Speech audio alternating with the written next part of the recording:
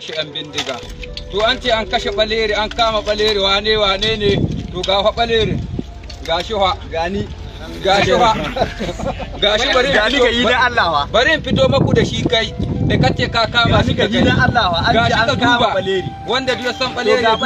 shi ne cikin kumandodin na Bello Turji da ake magana an kama waye to yanzu masu sauraro sai ku gyara zama tsab domin kallon bidiyon da kasar kuma dan bindiga wato Bello Turji Katsalla da kuma kwamandan wato Baleri suka sako a daidai lokacin da jami'an tsaron sojojin kasar ta Niger yan farautar bushiya suka bayyana kan cewa sun kama Baleri da kuma wasu yaran kasuwar kuma dan bindiga Bello Turji. Shi yasa da Turji ya yi bidiyo da martani da kuma kan cewa tabbas shi fa yaransa ko ɗaya ba kama ba, kuma kazalika ga Baleri suna nan tare. Kamar yadda dai za mu sako muku bidiyon da kuma irin yadda za ku ji Bello Turji yake bayyanawa daga bakinsa har yake ambatan shugaban kasar na jamhuriyar Niger da kuma gwamnan Maradi da kuma akan cewa kamata su gaggawan sake mutanen da suka kama domin ba yaran Bello Turji bane Katsalla. Isa dai ma sauraro muke so dan Allah da ku gyara zama tsab domin kallon bidiyon da za mu sako muku a ƙarshe tare kuma da bayyana mana irin naku ra'ayoyin a sashen mu na comment. Amma ma sauraro kafin kai ga sako muku bidiyon sai dai mu so da ku danna mana subscribe da kuma danna mana ƙararrawan sanarwa kamar haka domin kallon cikakken bidiyon.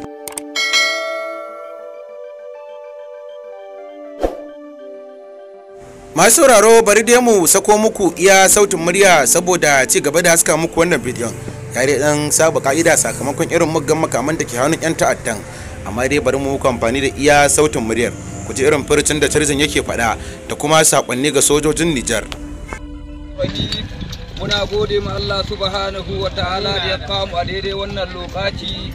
wannan shekara ta 2024 wanda muke ciki. Alhamdulillahi muna gode ma Allah subhanahu wa ta'ala da ya kawo mu a daidai wannan lokaci. Sunana Muhammadu Bello Turji wanda aka fi sani a arewa maso yamma. A kwanan nan na joni labari na fita ɗaya bayan ɗaya wasu mutane sun fitar da sanarwa sun samu talakawa suna ta kashe su ɗaya bayan ɗaya, suna cin dukiyoyinsu, suna can amanar bisashensu, suna cin amanar bisashensu, suna cin amanar bisashensu, suna cin amanar dabbobinsu, suna cin amanar talakawansu domin su ce sun je sun kama Muhammadu, sun kama wani wai shi ana ce mai Laftanal Kanal ko Baleri yake. Da wannan bawa Allah muna roƙo ga mai girma Abdurrahman Umar Ciyani talakawan Niger ba sa cikin wannan tsari ya bar cutar da su. Gada ya kai su ma su fusata su ɗauki makamai kamar yadda mu ma muka kai muka ɗauki makamai. A yanzu ka gani dama a haka aka fara Najeriya, a je a samu talakawa a kashe su a ce an kashe 'yan bindiga. To an ce an kashe Baleri, an kama Baleri, wane ne, to ga fa Baleri gashi fa gani gashi bari in fito maku da shi kai da kace ka kama shi ga gidan Allah wa an ji an kama Baleri wanda duk san Baleri shi ne cikin kumandodin na Bello Turji da ake magana an kama waye to yanzu dai wannan abun ya zama dai duk labarin ƙarya ne. Saboda haka mutane ku fahimta da talakawa da mutanen gari da kowa, talakawa ne ake kamawa a kashe a zo a daure a ce an kama yan ta'adda. To an ce an kama Baleri gashi ga Bello Turji, kai gwamnan Maradi kai da ka fito kace ka kama Baleri gashi ga Bello Turji, kuma ga al'ummar Bello Turji nan muna tare. Don Allah ku ji kunya, wannan abun kunya ne kuka yada. Kun zo kun ce wai mutum an kama mutum 66, to mu yan bindiga ba mu karewa sun gene halal.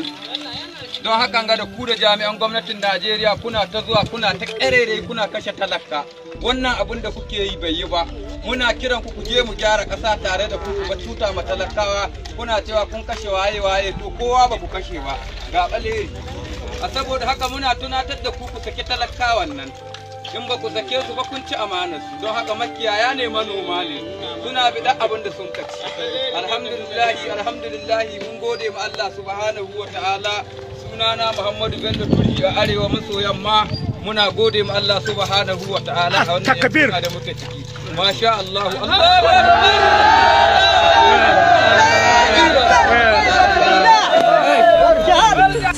Wannan dai shine muryan kasar goma dan bindiga wato Bello Turji Katsalla kamar yadda kuka ji ya bayyana a cikin bidiyon da kuma akan cewa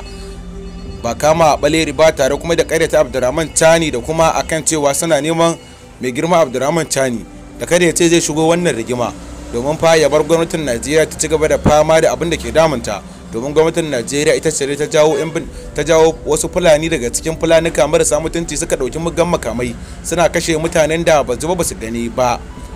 Kuma haka zalika da kunji ya bayyana kan cewa tabbas wannan ba Baleri bane, ga asalin Balerinsa. Kuma haka zalika idan kuka yi duba da kalandar da kasar gwamnatin Najeriya ta fitar kan cewa tana neman Turji da kuma Baleri da dai sauran wasu komandojin 'yan ta'adda, za ku ga wannan wanda ya fito ya ci shine Baleru, kuma haka zalika za ku ga shine gwamnatin Najeriya ta kafe hotonsa, ba wai wanda jami'an tsaron sojojin kasar ta Niger suka kama ba. Shin masu sauraro kun ji kalaman da kasar gwamnatin dan bindiga Bello Turji a tsalle, shin wani irin martani kuke ganin ya dace da a yi masa? Za mu so da ku bayyana irin naku rayuwar a sashenmu na comment. Tabbas dai lamarin 'yan bindiga a kasar ta Najeriya kusan dai abun kullun ƙara karuwa yake yi,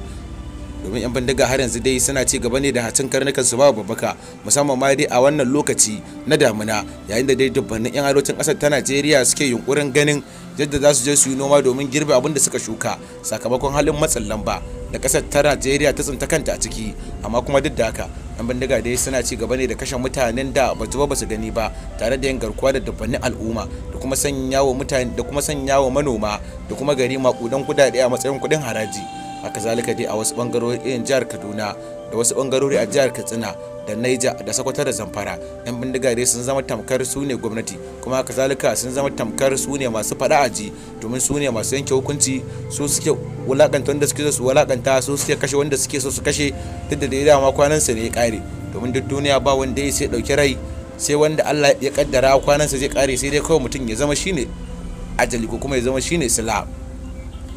Tabbas dai lamarin 'yan bindiga a kasar ta Najeriya dai abin kusan kullun ƙara kazanta yake, duk da dai gwamnatin kasar ta Najeriya da kuma jami'an tsaron sojin kasar ta Najeriya sun dai bayyana kan cewa suna iya nasu bakin kokari domin shawo kan matsalar taɓarɓarewar tsaro, sai dai kuma wasu bangarorin sojojin kasar ta Najeriya sun ce cewa har yanzu dai an kiya suke musu mara su gudanar da aikin su kamar yadda aka ɗauke su domin su gudanar, domin mutane da dama suna ganin cewa 'yan ta'addan nan 'yan kalilan ne ba su takara sun karya ba. Me yasa sojin Najeriya har yanzu ba su kawo karshen su ba? Sojin Najeriya dai sun bayyana akan cewa an kiya sake musu mara ne, kuma kazalika ba su da ingantattun makamai waɗanda za su garzaya su je cikin daji su kashe 'yan ta'adda.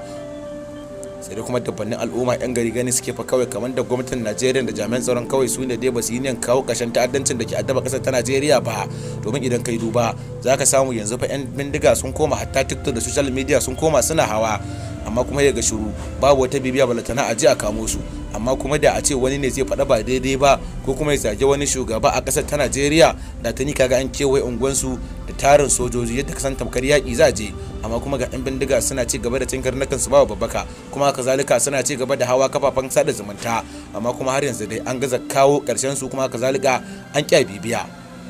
Da dai malamai da dama suna ci gaba da ƙara jan hankalin gwamnati da a yi maza a kawo ƙarshen ta'addancin da ke addaba ƙasar ta Najeriya kafin talakawan ƙasar fa su fusata, domin halin da ke ciki da yanzu talakawan ƙasar ta Najeriya sun riga da sun zo wuya sakamakon irin halin kunci da suke ciki da kuma irin yadda 'yan bandiga ke kashe su babu gaira babu dalili. Bisa dai sarakunan gargajiya da kuma malaman addinin Islama a ƙasar ta Najeriya suke ci gaba da kira ga babban murya ga gwamnati a gaggawa ɗaukan matakai matuƙar kafin talakawan ƙasar su tunzara kuma su fusata.